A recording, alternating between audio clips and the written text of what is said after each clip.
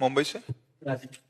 राधे राधे महाराज जी। महाराज जी, बचपन से मैं प्रभु हनुमान जी का भक्त रहा हूँ और कई बार उनके होने का एहसास भी मुझे मिला है। लेकिन जैसे लोग काशी में भगवान शिव जी का स्थान मानते हैं, ये शिव की भूमि है, वृंदावन को राधा कृष्ण की भूमि मानते हैं, उन्हें महसूस करते हैं, वैसे ही हमारे प्रभु राम हनुमान जी का ऐसा कौन सा स्थान है जहां उनका राम जी के चरणारविंद।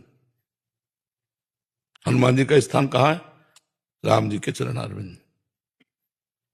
पकड़ो, राम जी के चरणारविंद, वही हनुमान जी मिलेंगे। हनुमान जी भगवान श्री राम के चरणों की दास्ता में हर समय विराजमान रहते हैं। जहां सिया राम नाम है, जहां सिया राम रूप है, जहां सिया राम धाम है, वही कण कण में हनुमान जी विराजमान है। यत्र यत्र रघुनाथ कीर्तनम तत्र तत्र कृतमस्त कांजिलम वाष्पवारि परिपूर्ण लोचनम। आंसू बहाते हुए भगवान की चर्चा सुनते हैं, आंसू बहाते हुए भगवान का नाम कीर्तन करते हैं और भगवान की सेवा में बने रहते हैं। तो हनुमान जी का सिद्ध स्थान कहाँ है? राम जी के चरणारविंद। समझ पाए आप? और ये भ्रम छोड़ दो कि आपको हनुमान जी का अनुभव हुआ है। हनुमान जी का अनुभव होने का मतलब है पूर्ण हो जाना। हनुमान जी कौन जानते हो? भगवान शंकर के 11वें रुद्र के अवतार है।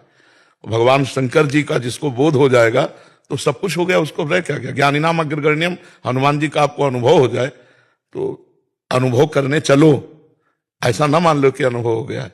कहीं पीतल को सोना मान लोगे तो जौहरी के सामने पैसा नहीं मिलेगा।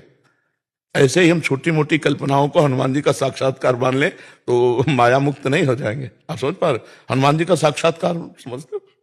तो ऐसा जैसे आपने कहा 2-4 बार अनुभव हुआ, तो कोई घटनात्मक कल्पनात्मक आपको लाभ मिल गया तो आपको लगा हनुमान जी ने कृपा कर दी, तो वो बात अलग है कि, लेकिन हनुमान जी का अनुभव होना ये बहुत अलग बात है।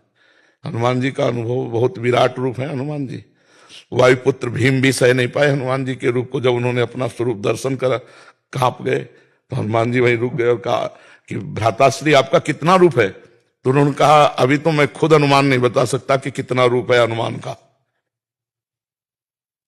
अपार बलशाली विराट रूप हनुमान जी है। तो इसलिए नम्रता से दैन्यता से चलो तो उनकी कृपा से भक्ति आनी चाहिए, सुमिरन होना चाहिए, आचरण पवित्र होना चाहिए।